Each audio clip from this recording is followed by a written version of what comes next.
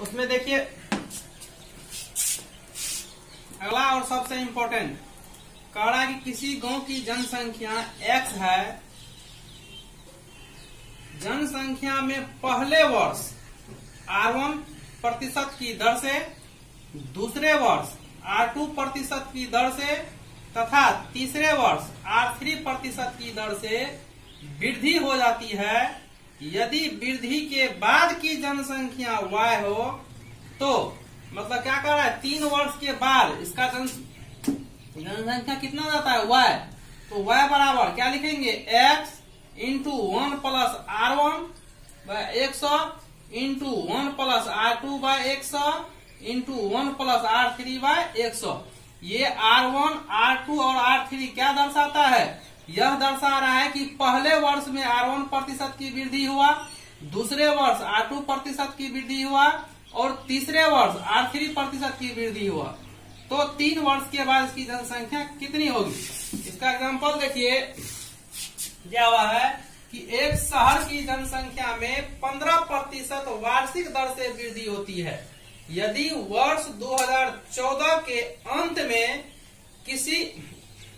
में इसकी जनसंख्या 4000 हो तो वर्ष 2016 के अंत में जनसंख्या कितनी हो जाएगी। क्लियर। तो अब देखिए वर्ष 2016 के अंत में इसकी जनसंख्या कितनी हो जाएगी। तो वहां पर जो था 2014 के अंत तक दे दिया है कितना 4000, तो पूछ रहा है किसका 16 का, इसका मतलब 2015 और 2016 दुइया वर्ष का ना पूछा, कितना वर्ष का पूछा 2 वर्ष का, 2 वर्ष का पूछा तो कितना बार लिखेंगे 2 बार। इसलिए देखिए 4000 तो जनसंख्या पहले से था, इंटू में 1 plus 15 by 100 into 1 plus 15 by 100। अब कहिएगा सर वहां पर तो लिखे थे R1 बटा 100 प्लस R2, मतलब दोनों अलग अलग चीज था, लेकिन यहाँ पर तो एक ही बार ने दे दिया है कि 15% वार्षिक यदि ब्याज वृद्धि होता है तो 2 वर्ष के बाद। इसका मतलब क्या हुआ, पहला वर्ष में भी 15% का वृद्धि हुआ और दूसरा वर्ष में भी 15% का वृद्धि हुआ। तो इस तरह से हम कितना बार लिखेंगे 2 ही बार, लेकिन फॉर्मूला है 3 बार, ऐसा बात नहीं है। फॉर्मूला 3 बार लिखिए 4 बार, जितना प्रतिशत वृद्धि होगा 3 बार था, इसमें रहता R4 बट चौथे वर्ष में R4% वृद्धि होती है तो 4 बार लिखते। यहाँ पर 2 वर्ष का ही पूछ रहा है, सिर्फ 15 और 16 पकड़ाता है तो कितना बार लिखे हम 2 बार लिख दिए। इसको यदि सॉल्व करेंगे तो 4000 है, ये है 1 प्लस 115 बाय 100 को सॉल्व करेंगे तो 115 बाय 100 आएगा, गुना 1 प्लस 15 कितना 115 बाय 100। इसको यदि सॉल्व करके आप लोग काटिएगा तो कितना आएगा 5290। यहाँ पर हम कट कर सकते हैं, लेकिन इसलिए नहीं काटते हैं कि वह इतना कटने के बाद चिन्ह पड़ जाता है कि आप लोग को, हमको लगता है लिखने में असुविधा होती होगी, इसलिए हम नहीं काट रहे हैं। आप लोग इस तीनों को क्या कीजिएगा, सॉल्व करने के बाद काटिएगा, नीचे से 2 जीरो से 2 जीरो कटा, 1 जीरो से 1 जीरो काट दीजिएगा, 115 गुना 115 करके 4 से गुना कीजिएगा, इतना आ जाएगा, 1 जीरो कटेगा। ठीक है। अगला नेक्स्ट क्वेश्चन देखिए इसमें क्या कह रहा है। नेक्स्ट क्वेश्चन है एक कस्बे की जनसंख्या में, नेक्स्ट क्वेश्चन है एक कस्बे की जनसंख्या में 5% वार्षिक वृद्धि होती है। यदि इसकी वर्तमान जनसंख्या इतना हो तो 3 वर्ष पूर्व इसकी जनसंख्या क्या होगी। आप देखो क्या कर दिया, उसमें क्या किया था, वर्तमान जनसंख्या दिया हुआ था और 3 वर्ष के बाद पूछ रहा था कि उसका जनसंख्या कितना हो जाएगा। लेकिन इसमें क्या क्या है, वर्तमान जनसंख्या दिया हुआ है और 3 वर्ष पूर्व, कितना वर्ष 3 वर्ष पूर्व का ही पूछ रहा है कि 3 वर्ष पूर्व इसकी जनसंख्या कितना था और 5% से वृद्धि हो रहा है। तो हम लोग मान लेंगे, माना कि 3 वर्ष पूर्व, माना कि 3 वर्ष पूर्व कस्बे की जनसंख्या कितनी थी x है। तो जब 3 वर्ष पूर्व का हम मानिए लिए हैं तो अब ये मान के चलते हैं कि पहला 3 वर्ष पूर्व में x था, अब पहला वर्ष में बढ़ा कितना प्रतिशत R1%, दूसरा वर्ष में बढ़ा R2%, तीसरा वर्ष में R3%, और 3 वर्ष के बाद की जनसंख्या हुआ है। यहाँ इसमें कहिए रहा है, देखिए कि 3 वर्ष पूर्व इसकी जनसंख्या कितनी थी। तो y बराबर हम फॉर्मूला क्या पढ़े अभी, x इंटू इतना, तो y का नहीं ये मान दिया हुआ, ये जो मान लिखा हुआ है 3 वर्ष पूर्व क्या होगा, तो ये दिया है y का मान, x है ये है 5% से वृद्धि हो रहा है, तो 5/100, 5/100, 5/100, 3 वर्ष के लिए सॉल्व करेंगे 105/100, 105/100, 105/100। अब ये नीचे में कौन सी में है, इधर भागा में, उधर जाएगा तो गुना में, सब तीनों चल जाएगा ऊपर गुना में, ये नीचे चला गया भागा में। इस तरह से x रह गया यहीं लिख लिए और तीनों को भेज दिए। कितना हो जाएगा 18, 52, 20 गुना इतना, इतना और इतना। इसको सॉल्व करेंगे तो 5 से कटेगा, 5 बिसाई 100, 21 मतलब इतना, तो 20/21। इसको भी 5 से काटेंगे 20/21, इसको भी 5 से काटेंगे 20/21। अब इसको सॉल्व जब कीजिएगा तो 21 गुना 21 441, और 441 को फिर 21 से गुना कीजिएगा तो आपको 2 मरतबा से ये कट जाता है पूरा 1852, 18,522, 2 मरतबा कट जाएगा पूरा पूरी। बचेगा यहाँ कितना हो जाएगा, 0 उतरेगा तो 20, तो 20 गुना 20 गुना 20 गुना 20, तो 4 गो 2 हुआ तो 16 और 4 गो 0 इस पे बैठा देंगे। अतः 3 वर्ष पूर्व कस्बे की जनसंख्या कितना हो जाएगा, 16,000 हो जाएगा। ठीक है, इसमें आगे फिर हम देखते, अगला क्वेश्चन देते हैं। नेक्स्ट टाइप देखिए, करा किसी वस्तु का मूल्य x रुपया है, उसके मूल्य में पहली बार R1% की दर से, दूसरी बार R2% की दर से तथा तीसरी बार R3% की दर से कमी हो जाती है। तो क्या हुआ, कमी हो गया, कमी हो जाती है। यदि कमी का मूल्य y रुपया हो तो y बराबर x इंटू 1 माइनस R1/100। इससे पहले जो टाइप बताए थे उसमें क्या होता था, वृद्धि होता था, R1% की वृद्धि, तो यहाँ क्या लिखते थे 1 प्लस R1/100। यहाँ क्या हो रहा है, R1% की कमी, इसीलिए कमी हो रहा है, तो माइनस 1 माइनस R1/100 इंटू में 1 माइनस R2/100 इंटू में 1 माइनस R3/100। यहाँ पर ध्यान दीजिएगा, यदि कहेगा कि प्रतिशत वृद्धि हो रहा है तो 3 वर्ष के बाद जनसंख्या बताइए, तो क्या देंगे उसमें प्लस। यदि देगा कि उसमें R1, R2, R3 प्रतिशत की कमी हो रहा है तब 3 वर्ष के बाद जनसंख्या बताइए, तो उसमें क्या करेंगे, माइनस करेंगे। तो यहाँ पर ध्यान रखेंगे, प्रतिशत कमी कहेगा तो माइनस और प्रतिशत वृद्धि कहेगा तो प्लस होगा।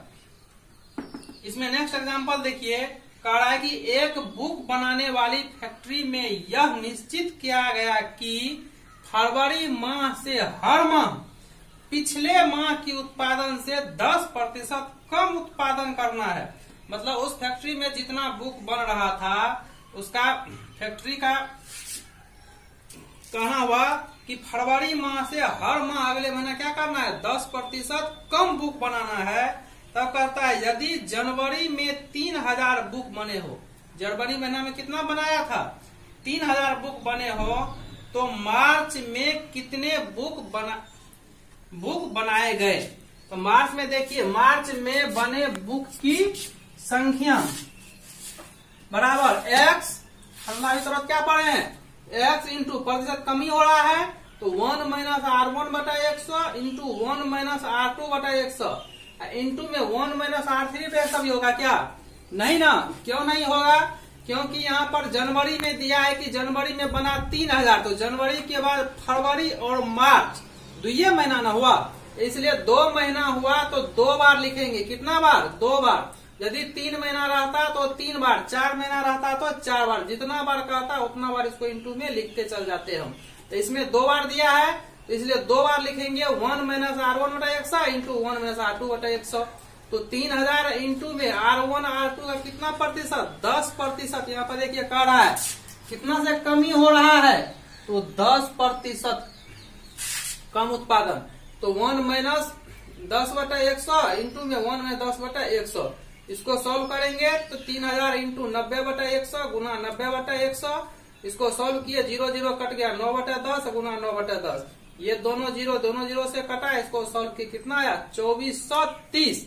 इसका मतलब अतः मार्च महीने के अंत तक में बने बुक की संख्या कितना हो गया 2430। ठीक है, तो इस तरह से आप लोगों को हम प्रतिशत में दिखाए कि किस तरह से हम लोग बाय ट्रिक भी क्वेश्चन को हम देखते देखते वैल्यू निकालेंगे और उसको पुट करेंगे। जी ज्यों ही वैल्यू निकालते थे उसमें पुट करते थे तुरंत उसका रिजल्ट आता था। इस तरह से ढेर सारा इतना ट्रिक हम बताए कि हमको लगता है किसी बुक में इतना उपलब्ध नहीं होगा। उसके बाद ट्रिक पढ़ाने के बाद फिर आपको उस प्रतिशत की ओर ले चले जिधर की प्रतिशत पर क्वेश्चन डायरेक्ट दिए और उस प्रतिशत को क्वेश्चन को पढ़ के डायरेक्ट हम क्वेश्चन को डेवलप किए और पढ़े कि मेरा किस तरह से इसको हम बना सकते हैं। तो बिना फार्मूला का भी हम आप लोग को बताए कि किस तरह से प्रतिशत के क्वेश्चन को बनाया जा सकता है। तो बाय फार्मूला भी और उसको सॉल्यूशन करके भी हम आपको दिखाए कि किस तरह से हम लोग प्रतिशत में क्वेश्चन को बना सकते हैं आसानी से और एग्जाम में सही आ सकता है। तो आप लोग को अब करना क्या है, उसमें किसी कोई भी बुक अब उठाइए, कोई भी जो भी बुक आपको मिलता है कोई भी बुक लीजिए, उसको क्या कीजिए प्रतिशत का निकालिए और उस पूरे प्रतिशत के एक्सरसाइज को बना जाइए। यदि उसमें कहीं समस्या होती है तो कमेंट बॉक्स में जाके लिखिए या फिर आप अपना क्वेश्चन लिख के भेजिए, उसका सॉल्यूशन हम करेंगे। लेकिन जितना हम आपके कॉपी में लिखा दिए जितना क्लास, सिर्फ यदि इसको आप बार बार, होता क्या है बुक जो होता है उसमें तो डिफरेंट टाइप का क्वेश्चन रहता है, लेकिन एग्जाम के दृष्टिकोण से यदि आप तैयारी करना चाहते हैं तो जितना सारा हम आपको फॉर्मेट दिए हैं इस टाइप को, इसको बार बार बनाने का प्रयास कीजिए। इसको सीधा 5 बार 10 बार 20 बार रट जाइए पूरा का पूरा, क्योंकि पूरे मैथमेटिक्स में कितना टाइप का क्वेश्चन हुआ 100 से 150 टाइप का। 100 से 150 टाइप यदि आप पूरे को रट जाते हैं, उसी में से 50 से 55 टाइप में से आपका क्वेश्चन सारा का सारा लड़ जाएगा। इस तरह से आज हम प्रतिशत के क्लास को खत्म करने जा रहे हैं। आज से प्रतिशत खत्म हो गया। आज कल से जो नेक्स्ट फिर जो क्लास होगा वो अब चालू होगा लाभ और हानि का।